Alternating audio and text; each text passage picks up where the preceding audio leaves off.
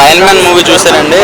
Cinema line బాగుంది చెప్పాలంటే. అంటే ఎలాగంటే ఒకసారి ఒక 10 నిమిషాల్లో సిటీలో కరెంట్ పోతే ఎంత ఇబ్బంది పడతాం మనకు తెలుసు. ఏసీ లేకపోయినా, ఫోన్ ఛార్జింగ్ లేకపోయినా బుర్ర నేలకేసి కొట్టేసుకుంటూ ఉంటాం. అలాంటిది ఒక విలేజ్లో ఒక 10 రోజులు 20 రోజులు కరెంట్ కట్ చేసేస్తే ఏమవుతుంది అనేది క్లియర్ కట్గా సినిమా చూపించారు. ఎందుకంటే మనం కరోనా టైంలో చాలా అంటే కరోనా పరంగా చాలా కోల్పోయాం. సో ఆ కరోనా వల్ల ఒక 10% ఒక ఆనందం అంటే పాత జ్ఞాపకాలు నెమరు వేసుకుంటారు అనమాట. చెట్ల దగ్గర శుభ్రంగా ఆడవాళ్ళు పిల్లలందరూ కలిసి ఆడుకోవడం ఇవన్నీ కూడా ఈ సినిమాలో కరెంట్ లేకపోవడం వల్ల చూస్తాం అనమాట. సో కన్నడ మూవీ అయినా కూడా లైన్ బాగుందండి. అండ్ క్యారెక్టర్ డిజైన్ ఇందులో దేవుళ్ళమ్మ అనే ఒక క్యారెక్టర్ ఉంటుంది. సో ఆవిడ క్యారెక్టర్ బాగుంటుంది. అలాగే హీరో పేరు నట్టు అని, రింగుల చుట్టూ అని, అమావాస్య అని క్యారెక్టర్లు బాగా డిజైన్ చేశారు. సో సినిమా అయితే మాత్రం లైన్ మ్యాన్ అంటే మనం పోస్ట్ మ్యాన్ సినిమా చూసాము, రకరకాల క్యారెక్టర్లు రకరకాల వృత్తుల గురించి మనం ఒక క్యారెక్టర్ సినిమా చూసాం. కానీ కరెంట్ కోసం లైన్ మ్యాన్ అనే సినిమా ఇదే అనుకుంటా నాకు ఫస్ట్ టైం చూసి. సో సినిమా అయితే మాత్రం నీట్గా ఒక పల్లెటూరు వాతావరణం, ఆ పల్లెటూరు వాతావరణంలో అక్కడ జనాలు ఎలా ఉంటారు, వాళ్ళ ప్రేమాభిమానాలు ఎలా ఉంటాయి అనేది చాలా క్లియర్ కట్గా చూపించారు. అంటే శతమానం భవతి మూవీలో కూడా ఊరికి వచ్చి అందరు కలిసినప్పుడు కరెంటు తీసేయడము, ఇట్లా వాళ్ళ ఫ్యామిలీ రిలేషన్షిప్స్ బాండింగ్ చూపించడం అట్లా ఉంటుంది కదా. అంటే ప్రతి సినిమాలో పండగ ఏదో ప్రతిరోజు పండుగ ఏదో సినిమా వచ్చింది.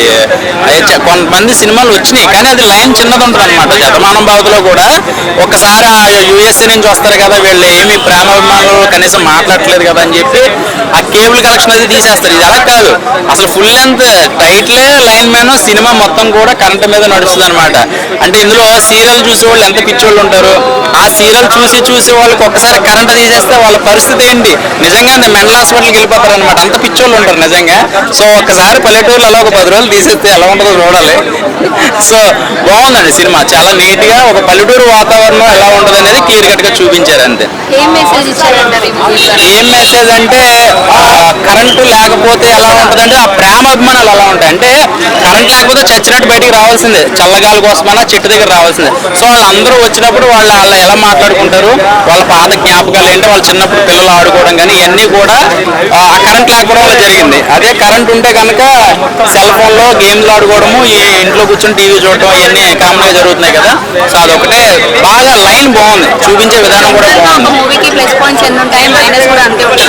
మైనస్ ఈ సినిమాలో మైనస్ వచ్చేసి ఏంటంటే ఒక్కొక్క సెగ్మెంట్ కొంచెం ల్యాగ్ అనిపించింది. అంటే సెగ్మెంట్స్ ఉంటాయి కదా, ఆ లైన్ పట్టుకుని ఒక్కసారి వచ్చి వెళ్ళిపోతే బాగుంటుంది. దాన్నే పట్టుకుని చూపించడం కొంచెం ఇబ్బందికరంగా అనిపించింది. ఎక్కువసేపు చూడాలంటే అదే సీన్ చిరాకు వస్తుంది. అదొకటే తప్పించి మిగతాది అంత బాగుంది. ఓవరాల్ రేటింగ్ 3 ఇస్తారండి, 5కి 3 ఇస్తాను. డ్యూరేషన్ ఓకే అండి, 2 hours. డ్యూరేషన్ ఎక్కువ లైన్ మ్యాన్ చూడడం జరిగిందన్న. చాలా బాగుంది మూవీ. ఈ మూవీ చూసినప్పుడు నాకు ఒక బల్గా మూవీ చూసినట్టు అనిపించింది. అంత ఎక్స్పీరియన్స్ పొందిన. మెయిన్ థింగ్ ఇంట్లో సినిమాటోగ్రఫీ మాత్రం ఎక్సలెంట్ ఉంది. మళ్ళీ ఇంకోటి ఏంటంటే ఇది ఒక స్టోరీ లైన్, ఇది ఒక రియల్ స్టోరీ. ఆ రియల్ స్టోరీని ఒక చిన్న లైన్ ని ఇంత మంచి చూపెట్టడము మన శాస్త్రి గారు, రఘు శాస్త్రి గారు one of the best director అవుతాడు. చాలా బాగా అనిపించింది. నాకు ఇలా జయశ్రీ గారు మంచి యాక్టర్. నాకు ఒక ప్రకాష్ రాజ్ గారు ఫిలిం వచ్చింది నాగధన అని చెప్పేసి, ఒక కర్ణాటక ఫిలిం. అది మన తెలుగులో కూడా డబ్బు అయింది.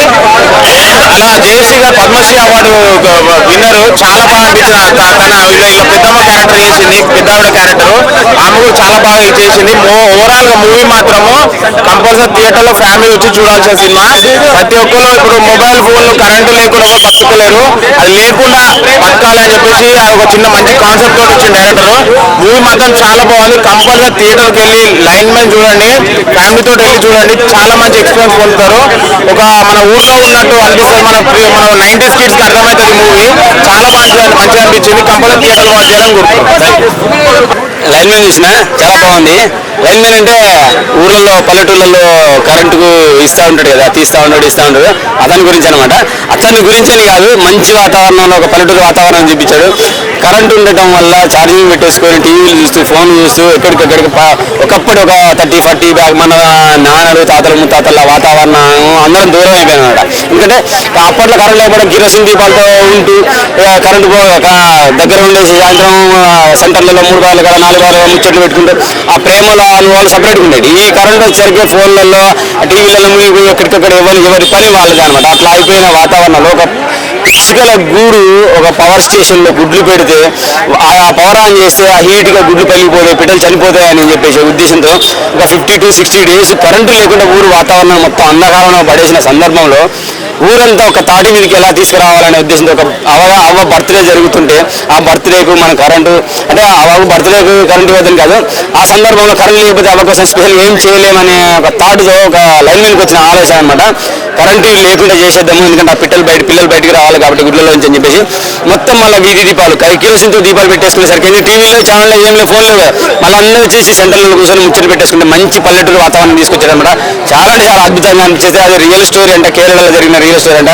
నిజంగా క్లైమాక్స్ ఇంటర్వెల్ బ్యాంక్ హీరోలకి అనుకుంటాం, పెద్ద పెద్ద స్టార్లకి అనుకుంటాం, ఇంటర్వెల్ బ్యాంక్ ఇలా కూడా ఉంది, మస్తు అనిపించేస్తుంది. క్లైమాక్స్ అయితే ఒక అద్భుతం అనుకోవాలి. నిజంగా లైవ్ పెట్టేస్తారు, టీవీ ఛానల్స్ వచ్చేసి డైరెక్ట్ లైవ్ పెట్టేస్తారు, TV 8 అంట లైవ్ పెట్టేస్తారు. చిన్న మైనస్ ఏంటంటే నేను కనిపెట్టింది ఒక దగ్గర తెలంగాణ యాసలో మాట్లాడుకుంటున్నారు, వెనక బ్యాక్ బోర్డు కనపడుతుంది ఒకటి సత్తిపల్లి అని చెప్పేసి గోదావరి జిల్లా అని కనపడుతుంది. గోదావరి యాస డిఫరెంట్ ఉంటుంది. సో వీళ్ళంతా తెలంగాణ యాసలో మాట్లాడుకుంటారు. మరి ఇదొక్కటి ఎందుకు గమనించలేదు, ఇదొక్కటి నాకు మైనస్ అనిపించింది. కానీ టోటల్గా పాటలు కూడా మంచి సిచ్యువేషన్ సాంగ్స్ ఉన్నాయి, చిన్న క్యూట్ లవ్ స్టోరీ ఉంది, లైట్గా మంచి పల్లెటూరు వాతావరణంలో ఆ పిట్టలు ఒకసారి సినిమా చూస్తే మీకు తెలుస్తుంది. మనం పల్లెటూళ్ళలో పురుగుడి జిల్లాలో ఆ చూర్లలో పిట్టలు గుడ్లు పెట్టేసుకొని పిల్లలు చేస్తుంటే చూసి హ్యాపీగా ఆనందిస్తుంటాం. అలాగే మన ఇంటెన్గా ఉండి ఇంటి ముందు ఉండి చెట్లు పెద్దగా అయిపోయి ఆ గూడల్లాగా కిందికి వచ్చేసి ఆ పిట్టలు గూడులు పెట్టేసి పిల్లలు చేస్తుంటే గుడ్లను చూసేసి చాలా అద్భుతంగా ఈ సందర్భంలో పక్షి జాతికి నేను క్షమాపణ కోరుకుంటున్నా. నేను రియల్గా కొంగ గుడ్లని కొట్టుకొని తిన్నాను.